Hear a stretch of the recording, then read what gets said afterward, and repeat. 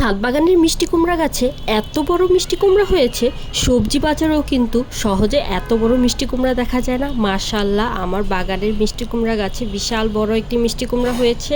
তো মিষ্টি কুমড়াটাকে আমি কখন কাটবো আর আমার ভালো লাগছে না। মিষ্টি কুমড়াটা খুব একটা বাড়তি হয়নি এখনো, তারপরও আন্টিকে বললাম আন্টি মিষ্টি কুমড়াটা কেটে ফেলেন। আর একটি টমেটো গাছ ছিল, সব গাছ আমি উঠে ফেলেছিলাম। সেই একটি টমেটো গাছের টমেটোগুলো পাকতে শুরু করেছে, আর সেই টমেটোগুলোকেও এখন সংগ্রহ করে নিব আমি।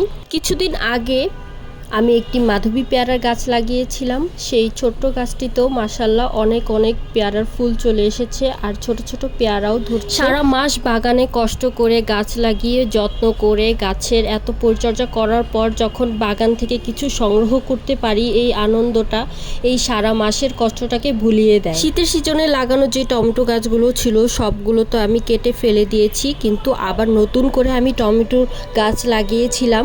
সেই গাছগুলোতে গরমের সিজনেও কি সুন্দর মাশাআল্লাহ এত এত টমেটো হচ্ছে। এই টমেটোগুলো হয়তোবা টক টমেটো হবে, আমি এটা জাতটা সঠিক জানি না, বাট প্রত্যেকটি ডালে ডালে অনেক অনেক টমেটো হচ্ছে, 3-4টা 5টা করে টমেটো ধরছে। রোজার মাসে বাগানের খুব একটা পরিচর্যা করা হচ্ছে না, তাই পাতাগুলো কেমন হলুদ হয়ে যাচ্ছে। টপে কিছু পুঁইশাকের ডাল পুঁতে দিয়েছিলাম, সেই পুঁইশাকের ডাল থেকে নতুন করে পাতা বের হয়েছে, কিছু আগা হয়েছে। সেই আগাগুলোকে আমি কেটে নিয়েছিলাম গতকালকে, তাই ভিডিওটা আপনাদের সাথে শেয়ার করলাম।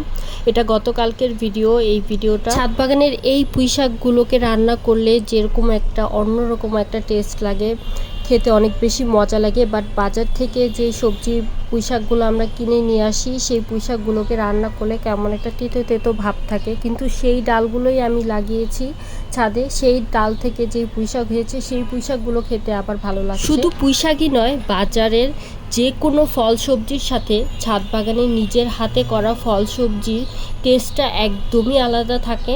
বাগানে আমরা যেটা ফরমালিন মুক্ত এবং রাসায়নিক সার মুক্ত জৈব সার দিয়ে যেই সবজিটা করি, সেই সবজিটা আপনি রান্না করে খেলে এটা টেস্টের সঙ্গে বাজারের কেনা সবজির টেস্টে কখনোই মিলাতে পারবেন না। বাজারে কেনা সবজির টেস্টটা খুব একটা ভালো হয় না, তবে ছাদ বাগানে আমরা যেটা অর্গানিকভাবে ছাদ বাগানে গাছ লাগিয়ে যেই সবজিগুলো ফলাই, সেই সবগুলো রান্না করার পর সেই খাবারটার টেস্টটাই অন্যরকম হয়ে যায়।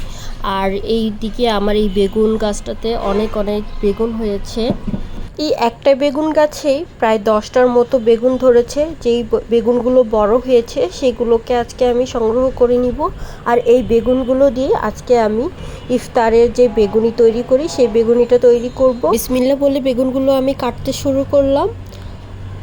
বেগুনের সাইজগুলো মাশাআল্লাহ বড় হয়েছে, আর এখানে যেহেতু 3টা বেগুন বড় হয়েছে, একটু বেশি লম্বা হয়েছে, সেই 3টাকে, যে 3টা আগে হয়েছিল সেই 3টাকেই আমি কেটে নিচ্ছি, আর বাকিগুলো আরও বড় হবে তাই আর সেগুলো কাটলাম না। বেগুন গাছে বেগুন হবার পর গাছটাকে পুরো উঠিয়ে না ফেলে গাছটাকে কাটিং করে দিলে নতুন একটি রূপ নিয়ে বেগুন আসতে শুরু করে গাছে। যেমন আমার এই গাছটাকে আমি কাটিং করে দিয়েছিলাম, আর দেখুন নতুন করে আবার পাতা বের হয়ে ফুল আসতে শুরু করেছে। আর এইভাবে কিন্তু আমরা একটা বেগুন গাছ থেকে অনেক দিন পর্যন্ত বেগুন ধরাতে পারবো। আমি ছাদের এই কর্নারটাতে কিছু ফুল গাছ লাগিয়েছি, যেমন বেলি ফুল, গোলাপ ফুল। এখানে 2 রকমের গোলাপ আছে, মাধবীলতা, কাটা মুকুট, নয়নতারা, শিউলি ফুল, চন্দ্রমল্লিকা, আরও অনেক রকমের পাতাবাহারের গাছ আছে। আমি ছাদের এক একটি কর্নারে এক একটি গাছ লাগিয়েছি। এই কর্নারটাতে আমি শুধু পাতাবাহার আর ফুল গাছ রেখেছি, আর ওই সাইডের কর্নারটাতে আমি সবজি করেছি, সবজির বাগান। আরেক সাইডের কর্নারে আমি ফলের বাগান করেছি। এই ফুল গাছগুলোর কিছু টপের মধ্যে আমি গিমা শাকের বীজ ফেলে দিয়েছিলাম, সেখান থেকে অনেকগুলো গিমা শাক হয়েছে, সেগুলোকে আজকে আমি উঠিয়ে নিব। এই শাকগুলো কিন্তু স্বাস্থ্যের জন্য খুবই ভালো, একটু তেতো তেতো লাগে খেতে, আর এটা আলু দিয়ে শিম দিয়ে ভাজি করলে অনেক বেশি মজা লাগে আমার কাছে খেতে। তাই এই শাকগুলোকে আমি উঠিয়ে নিব। আরও কিছু আছে ওই সাইডে, আমি সবগুলোকেই উঠিয়ে নিব। আর কিছু টপের মধ্যে আমি পুদিনা পাতা গাছ লাগিয়েছিলাম, মাশাআল্লাহ অনেক পুদিনা পাতা হয়েছে। আর রোজার মাসে কিন্তু মুড়ির সাথে পুদিনা পাতা মেখে খেতে খুবই ভালো লাগে, তাই আমি পুদিনা পাতাগুলোকে উঠিয়ে নিব। এই টপটার পুদিনা পাতাগুলোকে সবগুলোকে আমি উঠিয়ে নিব। নেওয়ার পর এখান থেকে আবারও নতুন করে পাতা বের হবে। কমলা গাছের টপের মধ্যে আমি পুদিনা পাতার গাছ লাগিয়েছি, আর মাশাআল্লাহ দেখুন কত সুন্দর পুদিনা পাতা হয়েছে। পুদিনা পাতাগুলোকে উঠিয়ে নিলাম। আর এই গাছের মধ্যে একটি ফুলও ফুটে আছে, রেন লিলি। আমার ছাদ বাগানের বেশিরভাগ ফুলের গাছে আমি কাটিং থেকে চারা তৈরি করে নিয়েছি। আর এদিকে এই সাইডে আমি চিচিঙ্গা আর ধুন্দুলের গাছ লাগিয়েছি। মাশাআল্লাহ চিচিঙ্গা গাছে দেখুন চিচিঙ্গাও ধরতে শুরু করে দিয়েছে। অনেক অনেক চিচিঙ্গার স্ত্রী ফুল চলে এসেছে। আমার ভিডিওটা ভালো লাগলে অবশ্যই কিন্তু শেয়ার করে দিবেন। আর আমার ইউটিউব চ্যানেলটাকে যারা এখনও সাবস্ক্রাইব করেননি অবশ্যই সাবস্ক্রাইব করে রাখবেন, যাদের কাছে আমার ভিডিওগুলো ভালো লাগে। আর আমার মিষ্টি কুমড়াটার কথা কি বলবো, এত বড় একটা মিষ্টি কুমড়া হয়েছে। শুধু মিষ্টি কুমড়াটাকেই দেখছি এখন। মাশাআল্লাহ অনেক বড় হয়েছে সাইজে মিষ্টি কুমড়াটা, কিন্তু মিষ্টি কুমড়াটা হয়তো বা আরও বড় হতো, কারণ মিষ্টি কুমড়াটা একদমই কচি।